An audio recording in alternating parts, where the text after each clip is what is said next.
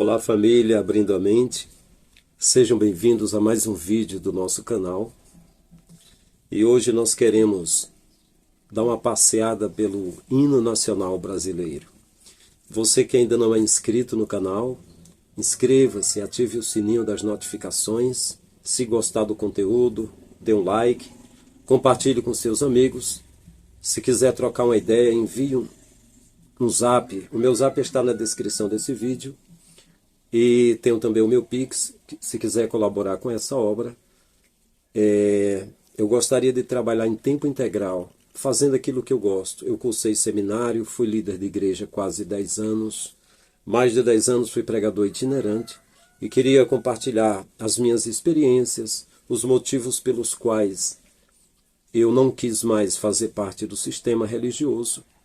E hoje é o meu púlpito, o YouTube. Somos um canal pequenininho, inexpressivo ainda, mas com a sua ajuda vamos chegar lá. Sempre dê um like para que o robozinho do YouTube entenda que está sendo um entretenimento, uma coisa boa, e possa recomendar para mais pessoas que desejamos que venham conhecer a verdade. Que verdade? A verdade neutra. A verdade que não tem viés de escolhas, de bandeiras, de cores, de partidos, de grupos. Aquela passagem que Paulo falou aos crentes da Galácia sobre obras da carne, quando ele fala emulações, iras, pelejas, dissensões, facções, tudo isso é a bandeira, é os grupos, cada um puxando a sua verdade. Um é do grupo do Atlético Mineiro, o outro é do Fluminense. Um é da direita, outro é da esquerda, um é do Lula, outro é do Bolsonaro, um é da Assembleia, outro é da Universal, e vai. Mas eu acredito que a verdade é neutra. Ela não tem bandeira. O Messias não tinha bandeira também. Mas vamos lá. Vamos falar sobre a nossa bandeira. Vamos falar sobre o nosso Brasil. Meus queridos, quando cantamos o hino nacional, geralmente botamos a mão no nosso coração. Refletimos profundamente com intenso sentimento e amor pela nossa pátria. Já diziam alguns pastores da Assembleia de Deus, Ministério Templo Central aqui em Fortaleza, Ceará, que é a mesma igreja-mãe em Belém do Pará, onde tem o Museu da Assembleia de Deus, e a Assembleia de Deus de Belenzinho em São Paulo. Eles diziam que quando viajavam para outros países e que estavam de volta de avião e quando cruzavam a fronteira do outro país, talvez dos States, e chegando à nossa pátria, o Brasil, eles sentiam emoção.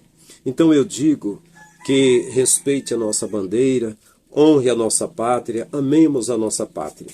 Mas vamos aqui fazer uma rápida investigação no hino nacional brasileiro, no nosso hino. Vamos fazer aqui o exame. Você ler a Bíblia é uma coisa. Qualquer pessoa pode ler, uma criança pode ler, mas examiná-la é outra coisa. O que está escrito é examinai as Escrituras. Então, como um homem escreveu o hino nacional, que foi o Joaquim Osório Duque Estrada, que fez a letra, e o Francisco Manuel da Silva fez a música, então vamos observar a letra de Joaquim Osório Duque Estrada. Podemos saber que o hino ele é uma música. A música tem, tanto a letra como a melodia, tem a questão da arte. E aí vamos considerar tudo isso. Ouviram do Ipiranga as margens plácidas de um povo heróico o brado retumbante? O povo heróico do brado retumbante foi quem? Os portugueses que vieram pegar o ouro, os jesuítas que vieram catequizar os índios, ou algum dos grupos que empalaram os índios com estacas, ou o grito foi dos nativos lutando pela sua terra natal, sua terra nativa. De quem foi o brado retumbante? Foram dos chamados conquistadores ou foi dos conquistados, dos que resistiram? Fica aí uma indagação, né? Porque assim, a história do Brasil é a história do Brasil, mas tem outra história do Brasil. É um livro de Gustavo Barroso, um dos fundadores, se não me falha a memória, sei que era membro da Academia Brasileira de Letras, que escreveu vários livros e eu tenho em PDF muitos livros. Um deles, A Outra História do Brasil. Então nós temos no mundo histórias paralelas, tem a história e tem a história reescrita, né? E certamente, pelo que o membro da Academia Brasileira de Letras, Gustavo Barroso, falou, a história que temos do Brasil no colégio é a reescrita, né? Enfim. E o sol da liberdade, em raios fúlgidos, brilhou no céu da pátria nesse instante. O sol da liberdade foram transportados em navios chamados negreiros 5 milhões de escravos aqui para o Brasil. Eu trabalhei 1 ano em Guaramiranga, uma parte turística do Ceará, que fica no maciço de Baturité, extrema com Baturité, Aracoiaba, Mulungu, Pacoti, é uma serra fria. E lá eu vi alguns saguões, alguns bunkers, alguns subterrâneos, porões, com objetos, correntes de prender escravos, até espadas de generais. É coisa de museu, viu? O Brasil, a liberdade que se fala do Brasil, na verdade, esse nosso país, ele sempre esteve ajoelhado. Diga-se de passagem, um gigante ajoelhado, um país de dimensões continentais, grande, que poderia ser chamado de primeiro mundo e não apelidado de terceiro mundo. Mas aí, aqui até a Lei Áurea, até que os senhores feudais liberassem os escravos, eles chegaram a um consenso de que seria um bom negócio dar carta de alforria para os escravos, dar liberdade a eles, entre aspas. Entre aspas. Olha, você agora não é mais escravo, mas você está convidado por mim, fazendeiro senhor feudal, para trabalhar para mim, mas eu vou te pagar. Só que eu vou te alugar casa, eu vou ter o barracão para você fazer as suas compras. Você tem filhos, você tem mulher. Então você vai morar, você vai pagar aluguel, mensalmente você vai pagar as compras que você fizer, mas eu vou te pagar. Então entre os senhores feudais eles diziam, o que vai acontecer é que ele nunca vai conseguir pagar em dias as contas e vai ser escravo a vida toda. É verdade, para cada brasileiro que nasce, ele já deve 99 mil reais, seria mais ou menos isso. O que acontece? Trabalhavam a vida toda para os senhores feudais, só que a diferença porque agora eles trabalhavam com mais afinco, com mais dedicação, porque sentiam-se que estavam livres.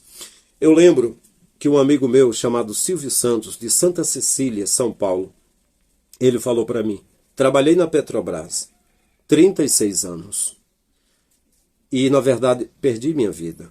Agora eu estou envelhecido e a minha vida toda foi dentro de um departamento. Eu não tive liberdade. Eu joguei minha vida fora.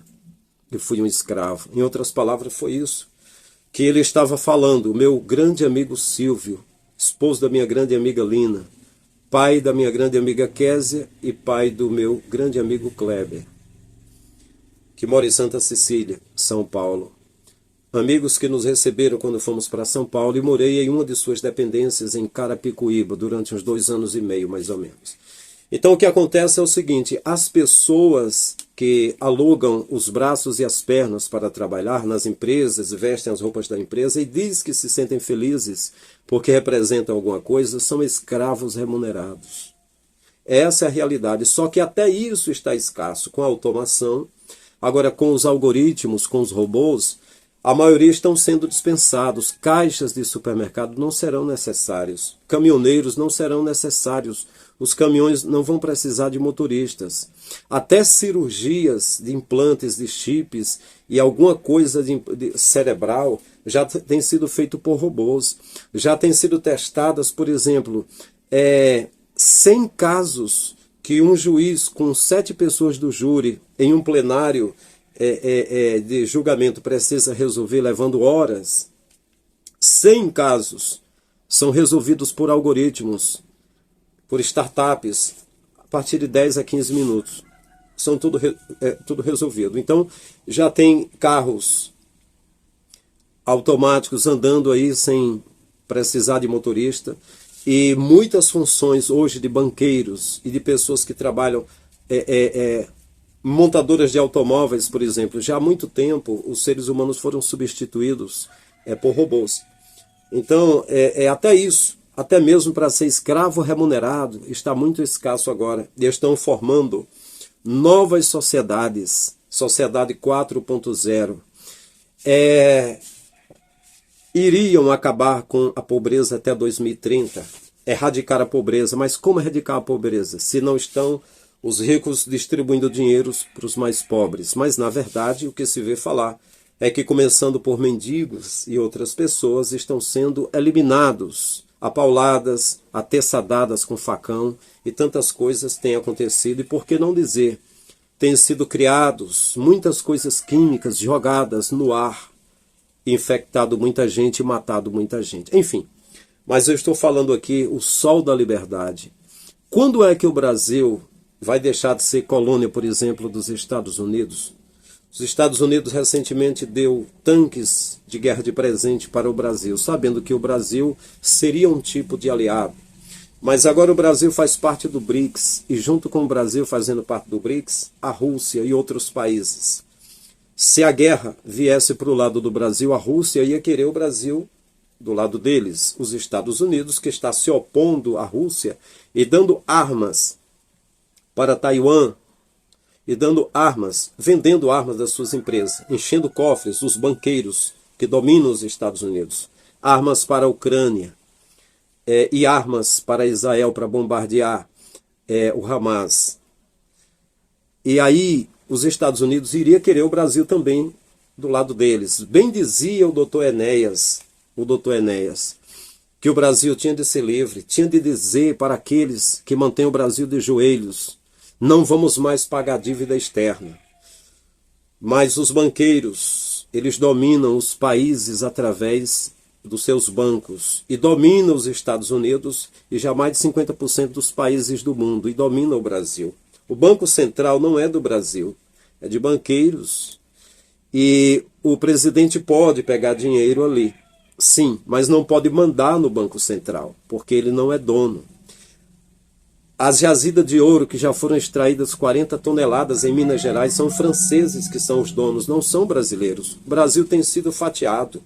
O Brasil ainda tem mais de 400 estatais, mas já foram vendidas para os de fora 119, se não me falha a memória, estatais. Empresas brasileiras estavam produzindo recursos para a educação, para a saúde e para a segurança, e agora são daqueles de fora, e toda a circulação do dinheiro vai lá para fora e não para os brasileiros. Eu diria que o país como o Brasil, o nosso país, que é tão grande, tão rico em todo tipo de minério que você possa imaginar, era para ser, repito, país de primeiro mundo. E como dizia o doutor Enéas, se para o Brasil estar em pé de igualdade e conversar com outros, é preciso ter bomba, era para o Brasil fazer uma bomba também. Eu digo que todas as atribuições da China, da Rússia, dos Estados Unidos, que eles se mostram como superpotências, como poderosos, o Brasil poderia, se quisesse, fechar as fronteiras e dizer: não precisamos importar nada de país nenhum, nós temos tudo, vamos criar toda a força bélica, todo o poder que nós quisermos, vamos fazer isso. Mas o que acontece é que no Brasil tem gente gananciosa no Senado, tem gente na Câmara Federal, tem gente nos governos, tem tudo que você imaginar. Não pense que a Câmara Federal ou que o Senado, que os parlamentares precisem simplesmente obedecer a um presidente. Esse povo grande do Brasil trabalha diretamente para banqueiros, para corporativistas, para gente poderosa que manda aqui no país. E o nosso Brasil está ajoelhado.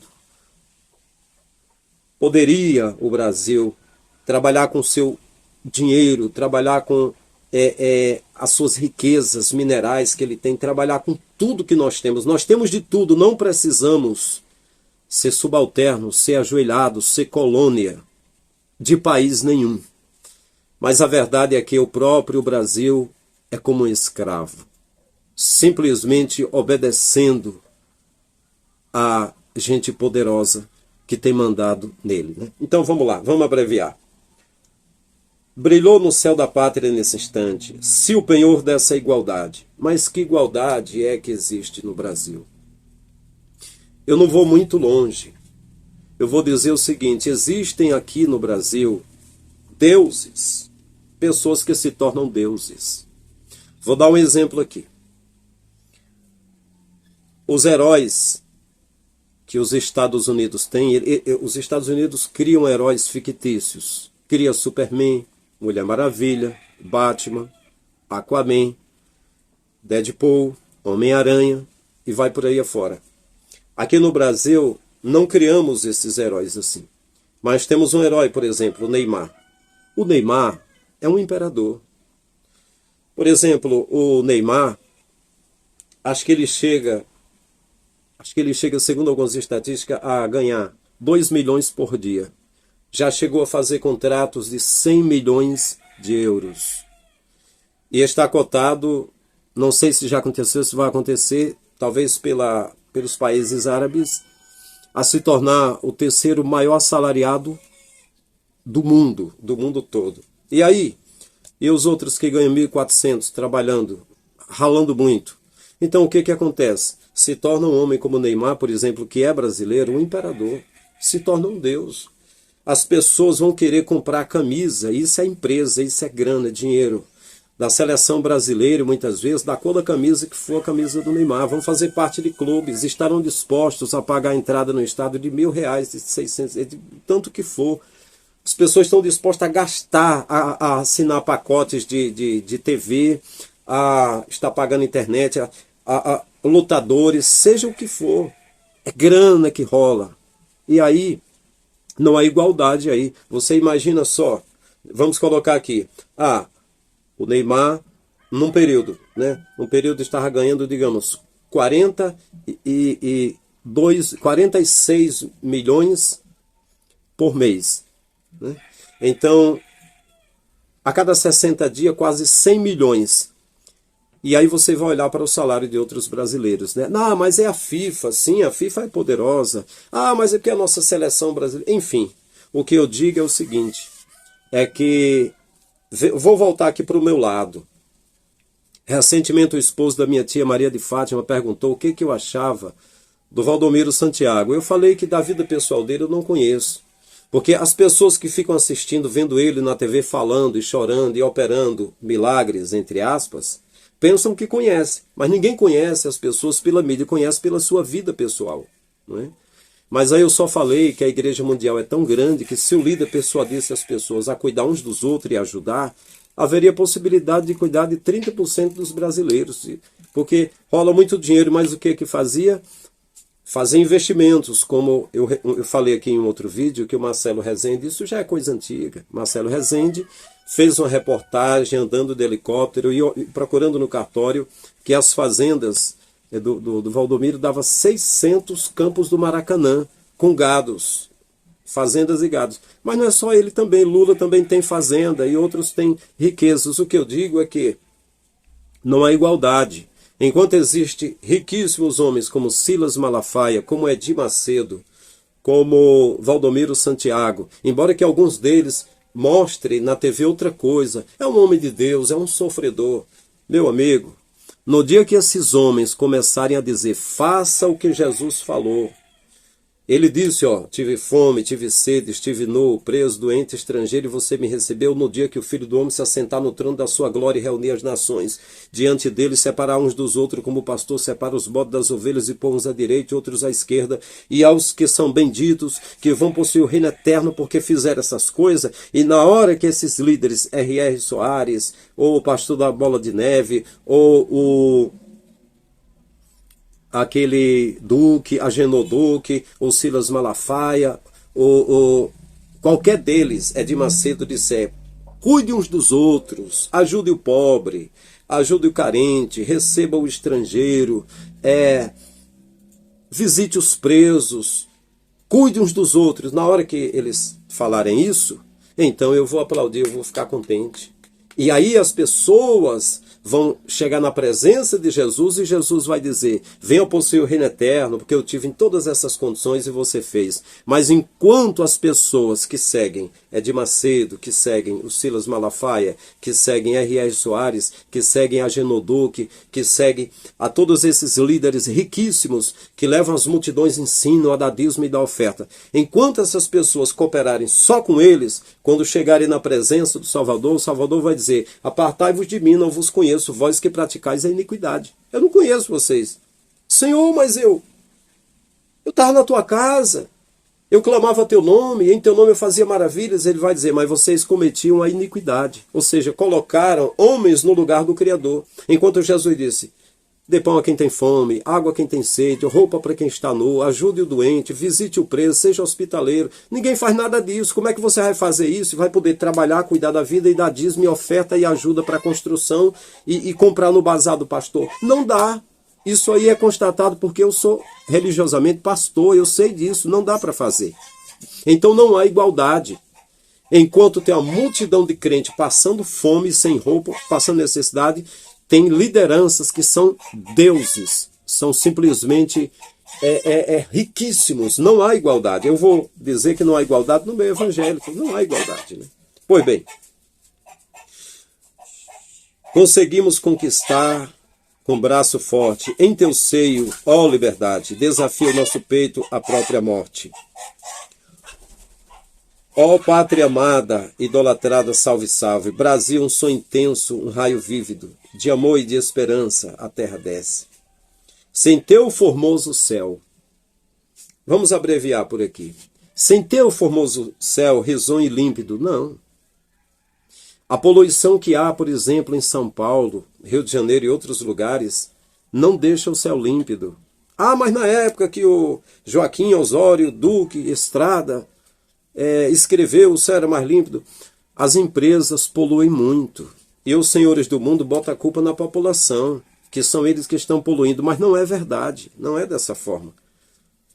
O Raul Seixas cantava música: eu perdi o meu medo, meu medo, meu medo da chuva, pois a chuva voltando para a terra traz coisas do ar. O que traz do ar?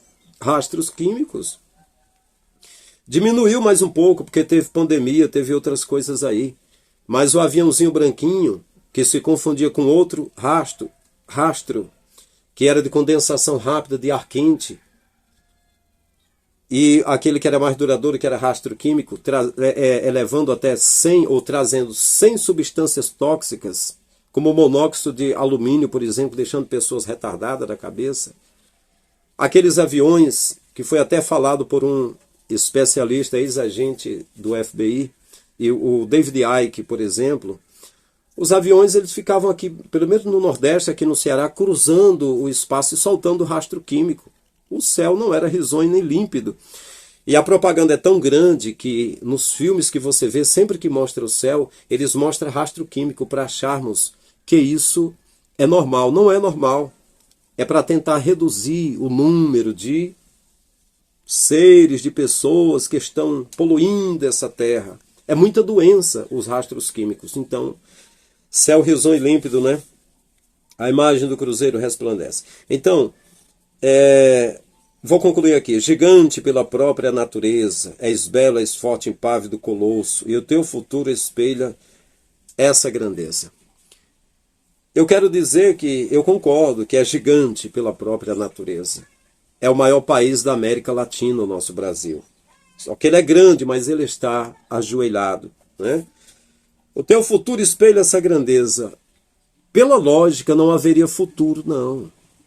Porque nós não temos aqui escolha nos candidatos que a gente vota. Não, não tem.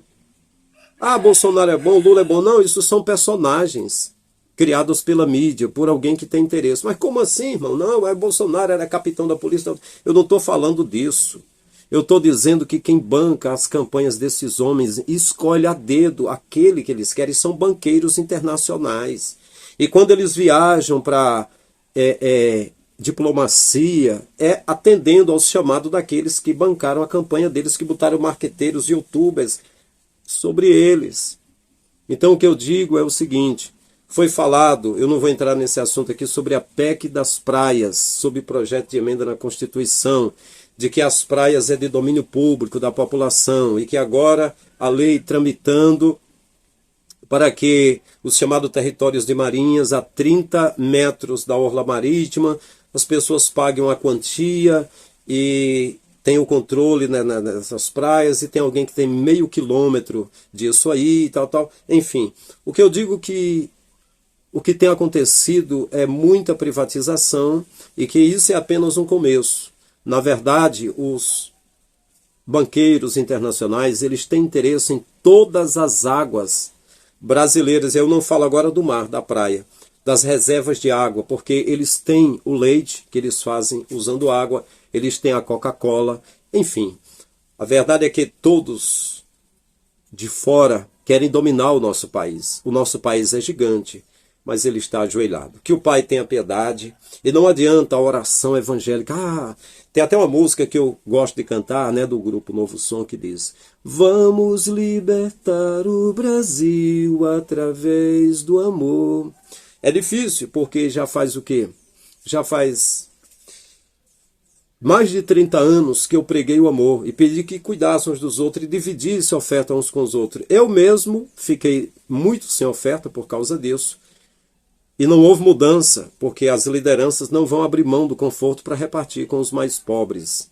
E os políticos também, eles, eu digo por experiência, eu tenho primos aqui, gente que se tornou um vereador. E no período de vereador, ele passava a fazer de conta que não estava me vendo, virava o rosto. Quando deixou de ser vereador, passou a falar comigo de novo. Os políticos também, eles têm as pessoas em autoestima antes de serem eleitos. Depois de eleitos, eles esquecem das pessoas. Então, cadê o amor? O amor, a gente pode tentar viver. Até um irmão meu disse, mas se seu modelo de ficar pregando amor também é como uma utopia. Os espíritas praticam o amor, as boas obras, o amor, para serem aperfeiçoados. Então, assim, nosso país é um gigante, mas está de joelho. Então, meus queridos, que o Pai tenha, repito, piedade do nosso país e que vamos guerrear com a informação, vamos lutar pelo nosso país, vamos lutar pelo nosso hino nacional brasileiro, que essa letra venha a funcionar na nossa vida, que venha a se tornar verdadeira, e não que ela tenha sido escrita de uma forma mentirosa, que ela foi escrita nos moldes de uma história que não é a coisa da forma que bate, entendeu? É aquilo que eu digo, o que está sendo ensinado no colégio não é de fato a verdade, mas é a cartilha. O que é a cartilha? É aquilo que o sistema quer que os alunos entendam. Escutem, aprendam, decorem e devolvam para eles. Se alguém desenvolver algo mais, pode não passar na prova, né? Então, meus queridos, é isso. Você que não é inscrito, inscreva-se no nosso canal. Você que viu esse vídeo, dê um like aí para que o algoritmo possa divulgar mais o nosso trabalho. Deixo aqui na descrição do vídeo, como eu falei no início, o meu zap. Deixo também o meu Pix, você que quiser colaborar com essa obra, para que possamos estar mais tempo aqui trabalhando. Amém?